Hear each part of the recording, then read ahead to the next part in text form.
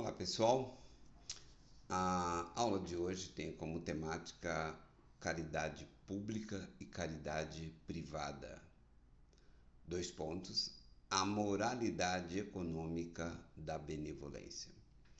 Essa aula tem como base a obra Ensaio sobre a Pobreza, de Alex de Tocqueville, que foi publicada originalmente em 1833. E Tocqueville, essa é uma obra dividida em dois capítulos, em duas partes, né? Seria parte 1 e parte 2. Lembrando que o mundo hoje já até se discute uma ideia de um auxílio universal, né? Que seria uma renda mínima universal para atender todo mundo, todos aqueles que, em tese, perecem com as dificuldades da vida, né? Então vamos entender um pouco como que isso surge, essa ideia, né, de socorrer através de um auxílio estatal. E ver entre as duas formas, né, da chamada caridade pública e a caridade privada, a que dá mais certo, aquela que funciona melhor.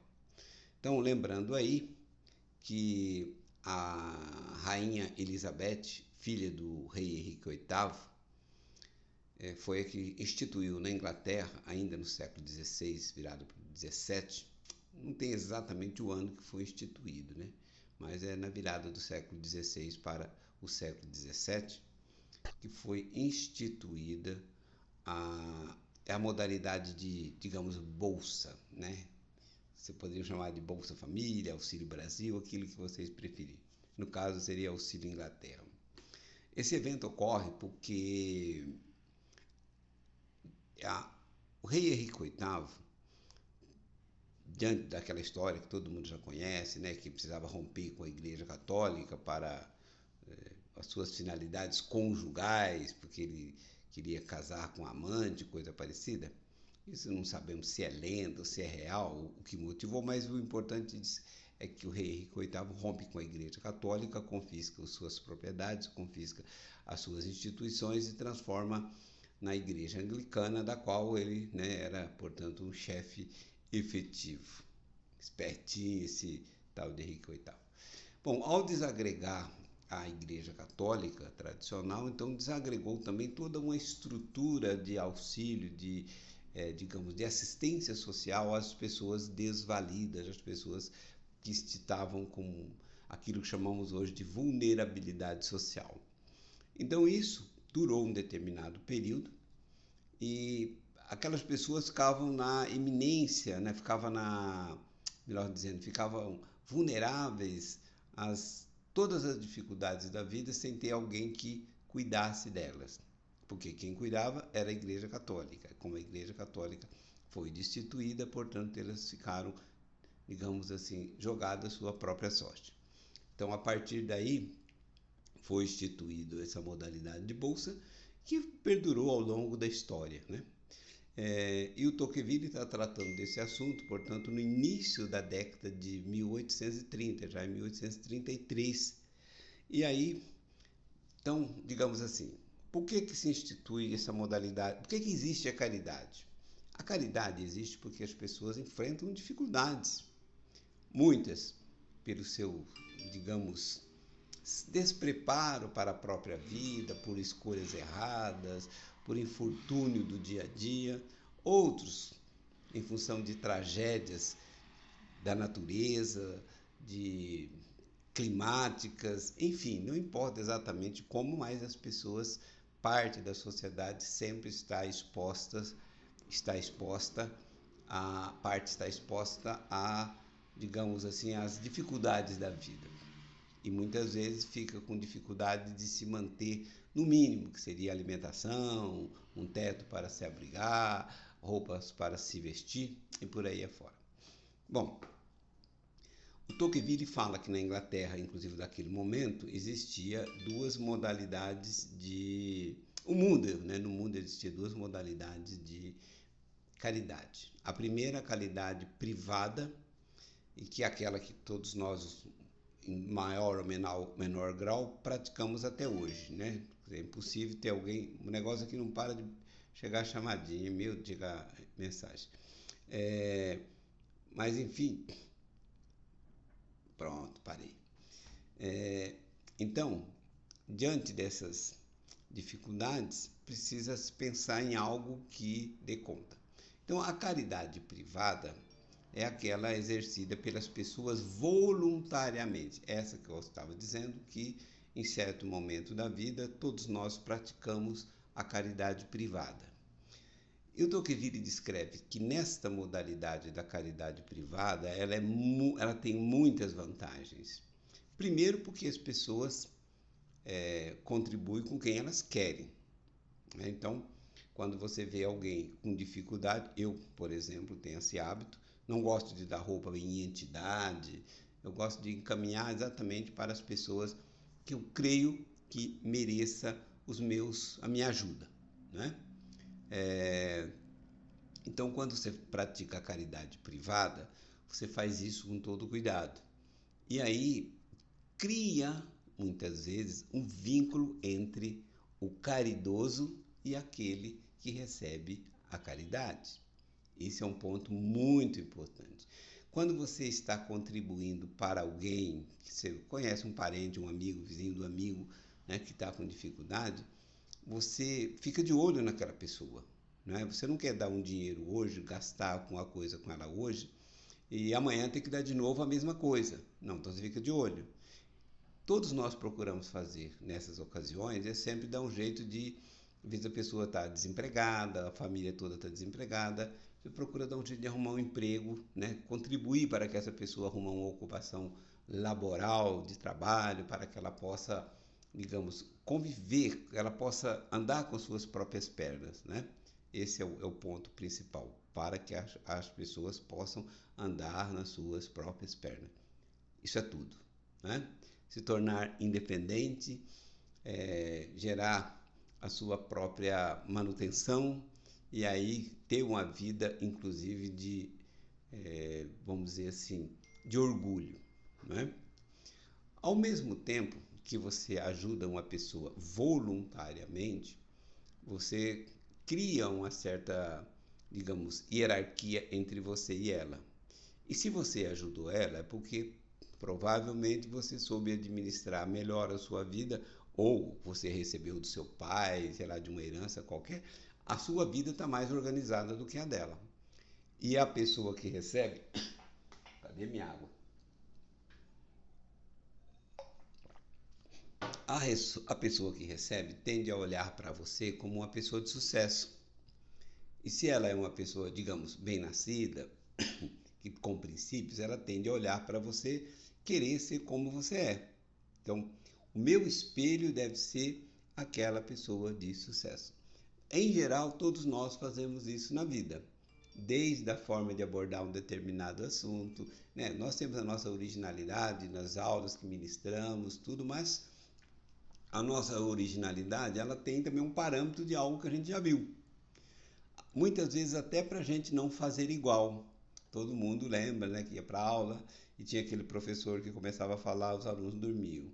Aí você começa a entender assim, mas eu vou ser professor, será que eu vou fazer a mesma coisa? Então você procurar observar o que faz com que a aula desse professor não tenha motivação. Então você pensa em fazer uma aula diferente, não é isso? Exatamente, né? Bom, então o que recebe a caridade, ele cria um vínculo com o caridoso. Não é? Então, digamos assim, olha, o cara é legal, o cara ajudou porque ele quis me ajudar. Desde que seja um presente bobo que você dá para um amigo, passa para alguma pessoa que está com uma certa dificuldade, você está melhor um pouquinho, você ajuda aquela pessoa. Então, cria aquele vínculo. Então, assim, a caridade privada, ela permite que quem está embaixo seja puxado para cima e, ao mesmo tempo, realiza no caridoso aquela sensação de dever cumprido, de ter feito uma boa ação, não é? Quando você faz uma boa ação, a menos que seja um psicopata, uma pessoa declaradamente do mal, mas você se sente melhor, mesmo que seja um cachorrinho vira-lata que você encontra na rua, que você faz um agrado para ele, que ele bate o rabinho para você, que fica todo empolgado. Se for daquele, então, que deita para você e vira barriguinha, você se descuidar, você leva ele para casa, não é? Então, assim, cria uma empatia entre o caridoso e o que recebe a caridade. Então, esse é um ponto muitíssimo importante. Por isso que a caridade privada, ela é sempre superior. Agora, vamos pensar o que é a caridade pública. A caridade pública é aquela realizada através do Estado. Bom, então, enquanto a primeira cria uma empatia entre as partes, a segunda cria uma antipatia entre as partes. Aí alguém vai dizer, não, mas tem exceções. Claro que tem exceções. Nós estamos falando exatamente daquilo que seria a regra. Então, quando a gente pensa na caridade pública, aquela que o Estado faz, bom, primeiro que o Estado, para fazer uma caridade, para distribuir bondade, para dar Bolsa Família, para dar Auxílio Brasil, para dar, sei lá, Auxílio Britânico, vamos ao nome, pegar o nome certo. Ele primeiro tem que enfiar a mão no bolso de todos os contribuintes, retirar o dinheiro, né, colocar no tesouro, para depois ele poder usar, vamos até usar a expressão do Bastiat, Frederico Bastiat, o economista do século XIX, meados do século XIX, que dizia: o Estado não é e não pode ser maneta. O Estado tem duas mãos, uma mão que arrecada os impostos, que é a mão rugosa, e a mão macia, que afaga, que distribui as benesses, né? Então, quando essa mão rugosa está atuando para arrecadar os impostos, ela cria animosidade no chamado contribuinte, que não é contribuinte, né? Ele não está contribuindo, ele é obrigado, né? Ele é obrigado a pagar aquela parte que cabe ao Estado devido a uma legislação toda, né? Por mais que os ANCAPs fiquem insistindo, olha, imposto é roubo, eu também acho, mas daí? Não é por aí que a gente resolve o problema, né? Não dá para sair dessa. Infelizmente não dá, senão eu gostaria de não pagar nenhum imposto também. Então, quando o Estado está arrecadando os impostos, ele cria uma animosidade na população. E aí a pessoa pensa assim, pô, mas o Estado está arrecadando imposto de mim para sustentar um bando de parasita, né? Um bando de vagabundo, a gente já pensa, né? E muitas vezes é mesmo. Não só as autoridades constituídas, os poderes constituídos, como no caso do Brasil, você pega a questão do Tribunal Eleitoral, que torra uma grana muito alta dos contribuintes brasileiros só para cuidar do processo eleitoral e geralmente não cuida bem. Tem lado, tem posição política e acaba sendo um instrumento de um determinado lado da disputa eleitoral, né? No que diz respeito à assistência social, com aqueles recursos que são gastos para prover alimentação, Auxílio Brasil ou qualquer outra coisa que você dá, está repassando um dinheiro para aquelas pessoas, está repassando exatamente o dinheiro que arrecadou do bom cidadão. O bom cidadão que cuidou bem da sua vida, produziu, adquiriu as coisas, pagou os impostos. Se ele for bem sucedido na vida profissional, ele pagou o imposto de renda, que o imposto de renda é, na verdade, uma vingança pelo sucesso. Você se deu bem, ganhou dinheiro, vai pagar imposto de renda, né? Onde já se viu um negócio desse? Então, é uma forma, inclusive, de igualar todo mundo para baixo e desestimular, inclusive, o bom cidadão. Alguém pensa assim, mas por que todos os países têm? É porque todos os países têm a mesma, digamos, concepção teórica, a mesma concepção política. Então, todo mundo paga e paga irado. Se as pessoas puderem, pelo menos boa parte da população, se puder, sonega, deixa de pagar, né? E fica torcendo para que esse tipo de modalidade, esse tipo de imposto não seja cobrado dele. E vamos olhar por outro lado, o cidadão, digamos, que está carente, que recebe essa benesse do Estado, o que ele pensa? Bom, está lá na Constituição, dever do Estado, direito do cidadão e dever do Estado. Então, o beneficiado com o dinheiro do caridoso forçado, perdão, o beneficiado com o recurso do caridoso forçado, ele não vê aquilo como uma benesse que aquele outro cidadão que produziu mais, que cuidou melhor da sua vida, que cuidou melhor da sua família e conseguiu uma renda mensal ou um patrimônio maior, está repassando para ele via Estado. Ele não vê isso como um vínculo de amizade e admiração por aquele. Ao contrário, né? Em especial, século XX, século XXI, ele passa a ter, porque ele foi instruído pelos professores marxistas de todas as matizes marxistas que frequenta, da onde ele frequentou as escolas, né? Viu na televisão, viu na novela, viu em qualquer meio de comunicação, viu em qualquer apresentação cultural.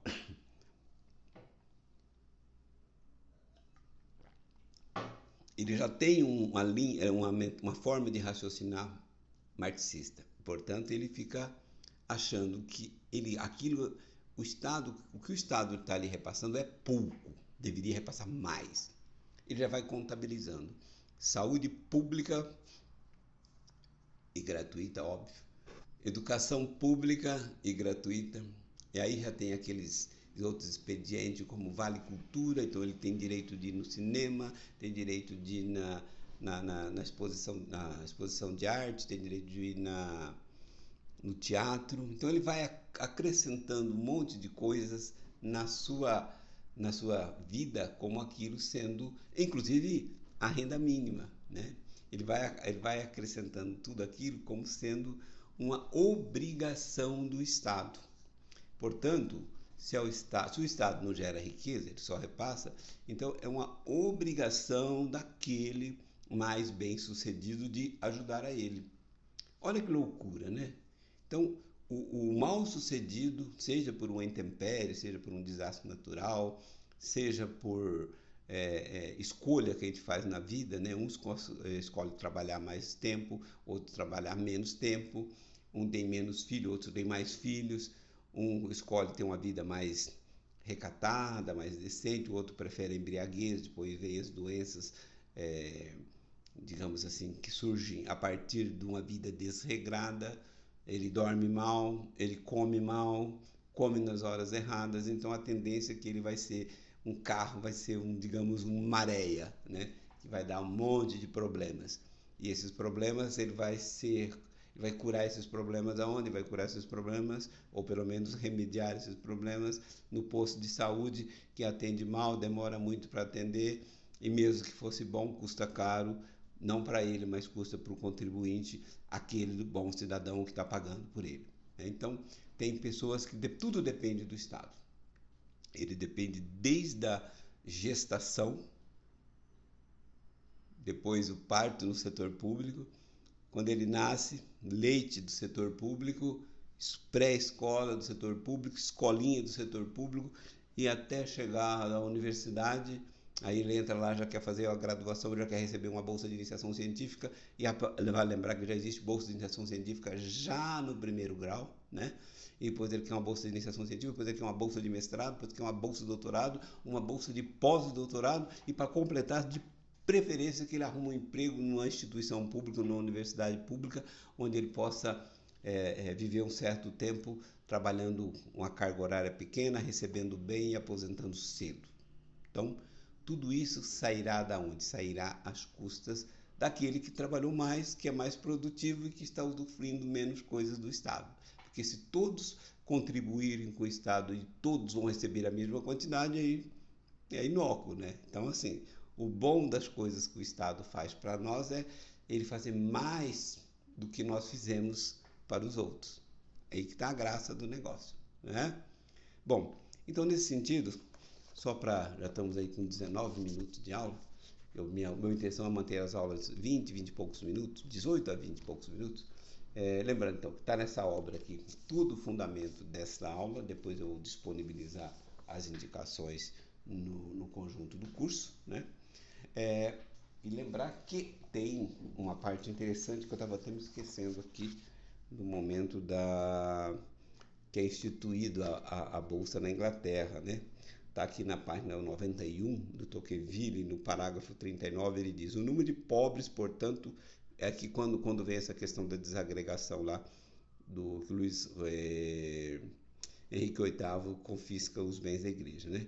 Ele destaca: o número de pobres, portanto, cresceu muito além do esperado. E Elizabeth, filha de Henrique VIII, chocada com a espantosa miséria do povo, desejou substituir a assistência aos mendigos, a qual foi reduzida devido à supressão dos conventos, por uma arrecadação anual fornecida pelos governos locais. Então, só para confirmar que não estou tirando da minha cachola, não, tá? E recomendo, inclusive, a leitura desse texto aqui, que deve ter também PDF rodando aí à disposição na internet. Se não tiver, para quem quiser ter uma boa formação a respeito dessa questão da caridade pública e caridade privada. E vou ter que me alongar mais um pouquinho, que esqueci de mais um aspecto que eu queria chamar a atenção nessa aula. Porque aí vem o lado, digamos, o lado mais nocivo dessa caridade pública.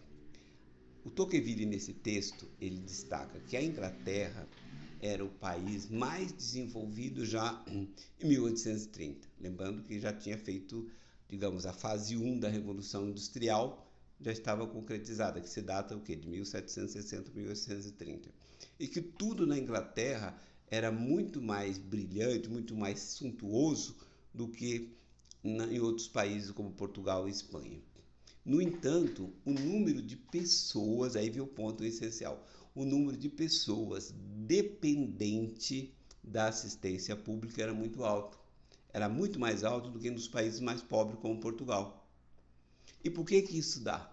Ele vai chamar a atenção por quê? Porque esse sistema de acolhimento, né, de assistência social financeira realizada pelo Estado faz com que o número de dependentes do Estado aumente e não diminua.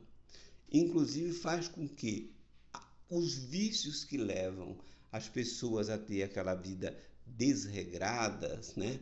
Aquela vida de dependência, melhor dizendo, você já tem vício e a vida dele já é desregrada, né? Já estou cometendo aqui um pleonasmo. Os problemas que leva ele, ou seja, os problemas que ele vive já são frutos, né, são resultados da vida desregrada que ele tem. Mas aí ele não precisa mudar de vida porque ele tem assistência do Estado. Se ele deixar aquele formato, ele passará a ter o quê? Ele passará a ter uma atividade laboral normal. E aí ocorre que sempre que as pessoas, até hoje, inclusive nos países que têm assistência social bastante intensa, como a Inglaterra e os Estados Unidos, as pessoas que saem do sistema de assistência, depois elas têm uma certa dificuldade para voltar, o que acaba estimulando para que a pessoa não mude o seu ritmo de vida e mesmo vivendo com o auxílio do governo, sendo insuficiente para ter uma vida de qualidade, melhor aquela vida onde, digamos, seria melhor pingar do que secar.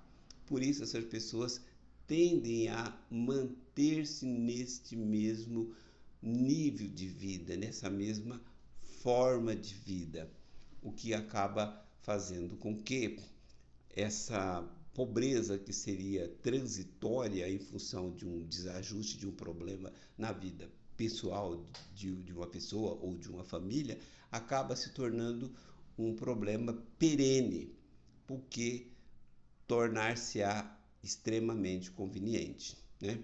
Só lembrando aí que o Auxílio Brasil, quando foi instituído no ano de 2022, nessa forma permanente, ele teve uma sacada muito interessante, que é não vetar, não cortar o auxílio quando uma pessoa consiga um emprego, porque aí tem digamos assim, seria um gesso, né, entre uma parte do braço fraturado e o outro.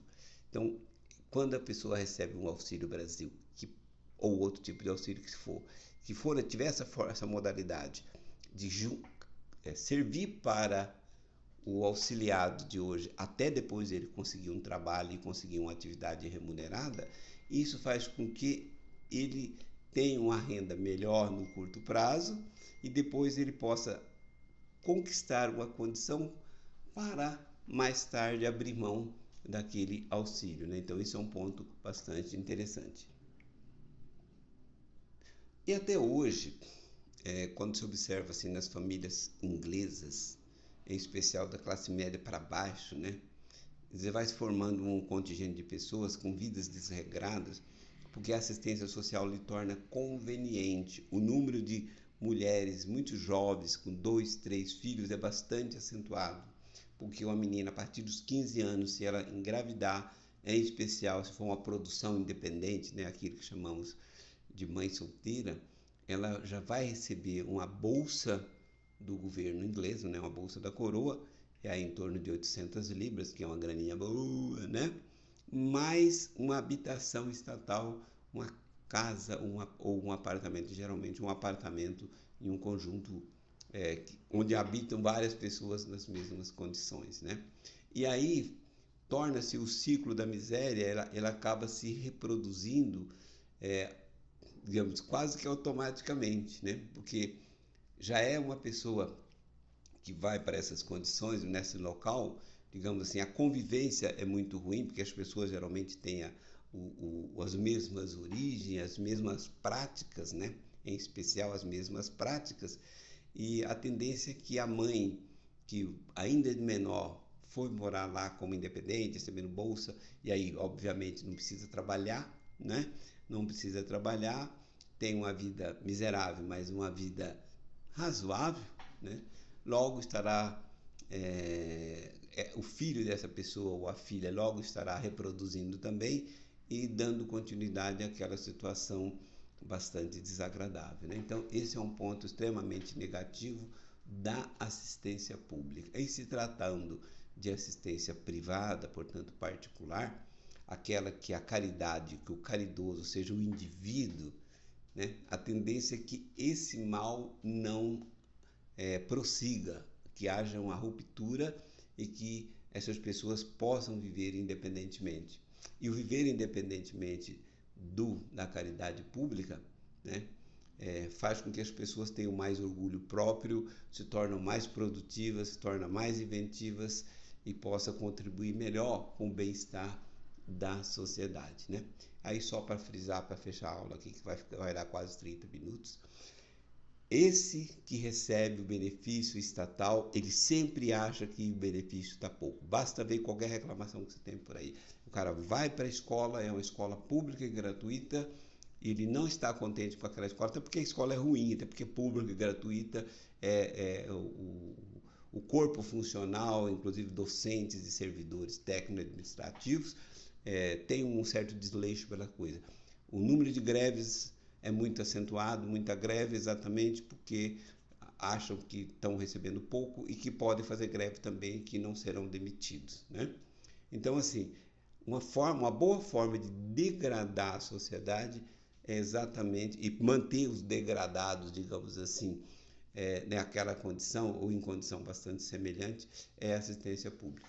No entanto, quando você tem uma conjuntura adversa, total, como foi no período da pandemia, aí também não tem outra alternativa a não ser essa ação à mão do Estado, criando esta assistência social pública, onde todos os contribuintes melhor sucedidos é obrigado a pagar e os mais desvalidos recebem para evitar um transtorno social um pouco maior, né? Então, tem mais questões, mas a partir dos questionamentos que forem feitos, posso fazer um vídeo à parte, inclusive só para dar continuidade a isso, ok? Fui longe demais, 28 minutos, já está batendo aqui, 29 minutos bateu agora.